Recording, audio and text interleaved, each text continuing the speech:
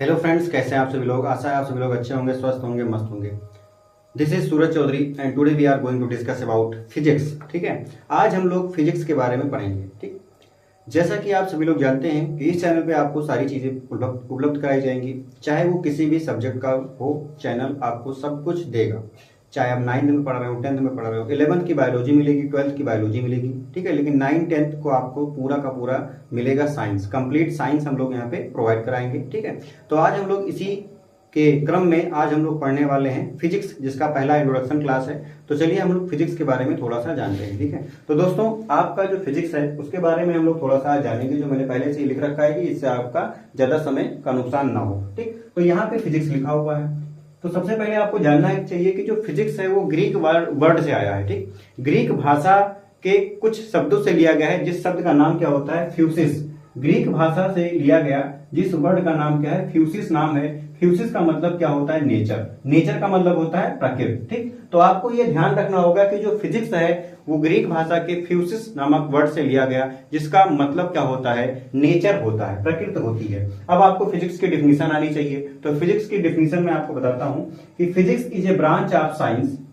Physics क्या है, physics एक ब्रांच ही तो है। जब हम लोग साइंस पढ़ते हैं तो उसमें फिजिक्स, केमिस्ट्री, बायोलॉजी पढ़ते हैं। तो फिजिक्स क्या हो गया, एक साइंस का ब्रांच हो गया। ठीक, तो physics is a branch of science which deals with the study of nature and it's law. ठीक, हम लोग क्या करते हैं फिजिक्स में, सिर्फ और सिर्फ नेचर मतलब प्रकृति का अध्ययन करते हैं और प्रकृति के नियमों का हम लोग अध्ययन करते हैं। तो जो नेचर है वो और उसके नियमों का अध्ययन करना ही क्या कहलाता है, फिजिक्स कहलाता है। तो आपको डेफिनेशन पता थी कि नहीं पता थी, कमेंट करके जरूर बता देना। तो चलिए अब हम इसी क्रम में आगे बढ़ते हैं। हम लोगों ने फिजिक्स के नियम को देख लिया, सॉरी फिजिक्स के डेफिनेशन को हम लोगों ने देख लिया। अब उसके आगे बढ़ते हैं कि जो ब्रांच होती है फिजिक्स की वो कितनी ब्रांच होती है। बेसिकली फिजिक्स की दो ब्रांच होती हैं। कितनी ब्रांच होती है बेटा, दो ब्रांच होती हैं। ठीक है, तो एक ब्रांच जो है वो उसका नाम है क्लासिकल फिजिक्स। क्या है, क्लासिकल फिजिक्स। पहला ब्रांच जो हो जाता है आपका क्लासिकल फिजिक्स हो जाता है। दूसरा ब्रांच हो जाता है मॉडर्न फिजिक्स हो जाता है।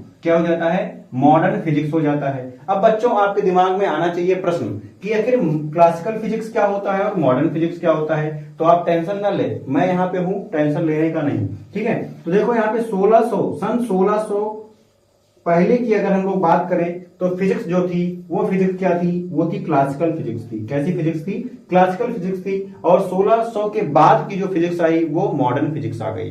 ठीक है, 1600 बाद की जो फिजिक्स है वो क्या है, मॉडर्न फिजिक्स है।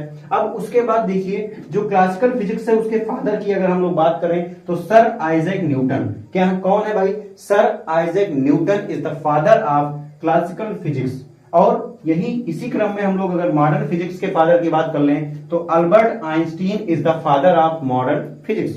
तो यहां पे हम लोगों ने ब्रांच ऑफ फिजिक्स को देखा जिसमें हमने बांटा क्लासिकल फिजिक्स और मॉडर्न फिजिक्स। क्लासिकल फिजिक्स के फादर कौन है, सर आइजैक न्यूटन है। और जो आपका दूसरा वाला मॉडर्न फिजिक्स है उसके फादर कौन है, अल्बर्ट आइंस्टाइन है। ठीक है, अब उसके बाद हम लोगों को यह जानना चाहिए कि आखिर जो ये क्लासिकल फिजिक्स है हम लोग इसमें किस चीज की स्टडी करते हैं। ठीक, तो स्टडी ऑफ नेचर। यहाँ पे क्या किया जाता है, सिर्फ और सिर्फ प्रकृति की अध्ययन किया जाता है।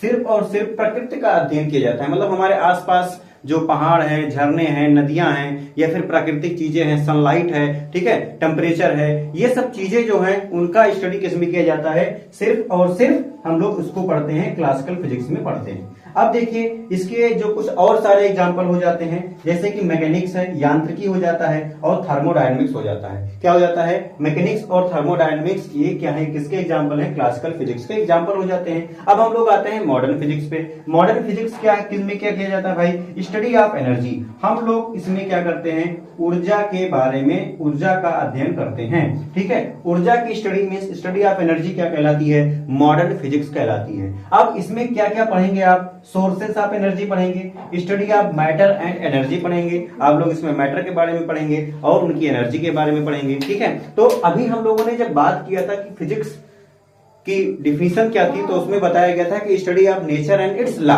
ठीक, तो यहाँ पे देखिए कि अगर एग्जांपल देखा जाए तो एक गेंद का ऊंचाई से सदैव नीचे की ओर गिरना। कोई भी बॉल जब आप ऊपर से गिराते हो तो वो सदैव कहां जाती है, सदैव नीचे की ओर जाती है। तो इस चीज को पढ़ने के लिए हमने क्या किया, हमने एक ब्रांच बना दिया साइंस का जिसको कहा गया फिजिक्स कहा गया। ठीक है, तो अब हम लोग अगर हम फिजिक्स पढ़ रहे हैं तो हमको ये जानना चाहिए कि फिजिक्स में सबसे पहले नोबेल प्राइज किसको दिया गया। ठीक है, तो दोस्तों आप लोगों को मैं एक कहानी सुनाता हूं, उस कहानी को ध्यान से सुनिएगा और आपको पता चल जाएगा कि आखिर ये नोबेल प्राइज आया कहां से। ठीक, तो एक अल्फ्रेड नोबेल नाम का एक व्यक्ति था जिसके माता पिता, ध्यान से सुनना, तो जो एक अल्फ्रेड नोबेल थे उनके माता पिता बड़े गरीब व्यक्ति थे। ठीक, तो अल्फ्रेड नोबेल के पिता क्या करते थे, वो जो है जाते थे पत्थर को तोड़ने जाते थे, माइनिंग की काम जहाँ पे होती थी वहां पे पत्थरों को तोड़ने जाते थे, और जब वो घर पे आते तो उनका पैर जो है खून से लथपथ होता था, चोट लग जाती थी। तो जब अल्फ्रेड नोबेल थोड़ा बड़े हुए तो उन्होंने सोचा कि मैं कुछ ऐसे चीज का आविष्कार कर दूं जिससे क्या हो कि जो पत्थर है हाथ से तोड़ा जाता है, हथौड़ी से तोड़ा जाता है, उसको हम ब्लास्ट करके उसके तोड़ दें। तो उन्होंने क्या किया कि जो है एक अल्फ्रेड नोबेल ने क्या किया कि जो आप लोग विस्फोटक सामग्री जो लोग यूज करते हैं, डायनामाइट, क्या यूज करते हैं, डायनामाइट का आविष्कार कर दिया अल्फ्रेड नोबेल ने। अब डायनामाइट का आविष्कार किया गया था अल्फ्रेड नोबेल के द्वारा। उन्होंने सोचा था कि हम लोग इसका उपयोग करेंगे, क्या करने के लिए, इसका उपयोग करेंगे पहाड़ों को तोड़ने के लिए, जिससे क्या है कि कोई भी गरीब व्यक्ति के पैरों में चोट न लगे। लेकिन क्या हुआ, समय बीतता चला गया, समय बीतता चला गया, तो जो डायनामाइट था उसका उपयोग लोग अलग अलग तरीके से गलत रास्ते पे करने लगे। गलत रास्ते का मतलब लोग जो है उससे घर उजाड़ने के लिए यूज करने लगे, किसी बिल्डिंग में लगा देते थे, मतलब कि उसको अलग तरीके से लोगों ने उसको यूज किया, गलत तरीके से उसको यूज किया। मीन्स क्या किया गया, उसको रॉन्ग वे में यूज किया जाने लगा और उसको उससे लोगों को बहुत ज्यादा नुकसान होने लगा। ठीक, अब क्या हुआ कि अल्फ्रेड नोबेल को बड़ी चिंता हुई कि अरे मैंने तो सोचा था कि इससे जो है लोगों का फायदा होगा, लेकिन इसको लोग जो है हथियार के रूप में यूज कर रहे हैं, तो उससे उनको बड़ी ठेस पहुंची। तो उन्होंने कहा कि मैं अपना जितना भी पैसा मुझे मिला है, मैं क्या कर रहा हूं, मैं उन साइंटिस्ट को दे दूंगा जो समाज के लिए कोई अच्छी चीज को खोजेंगे। ठीक, तभी से क्या हुआ, नोबेल प्राइज की स्टार्टिंग हो गई। नोबेल प्राइज की शुरुआत जो है अल्फ्रेड नोबेल ने अपने द्वारा जितने भी पैसे अर्जित किए गए थे, कमाए गए थे, उन्होंने जो है दान कर दिया। कि उन्होंने कहा था कि ये पैसे, इन पैसों का ब्याज जो बनेगा उन व्यक्ति को दिया जाएगा जो समाज के लिए किसी अच्छे चीज की खोज करेंगे।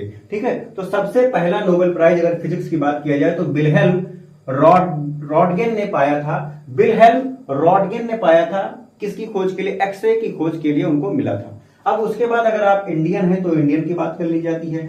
इंडियन को फिजिक्स वाले को, इंडियन जो फिजिक्स थे उनको नोबेल प्राइज मिला था, उनका नाम था सीवी रमन।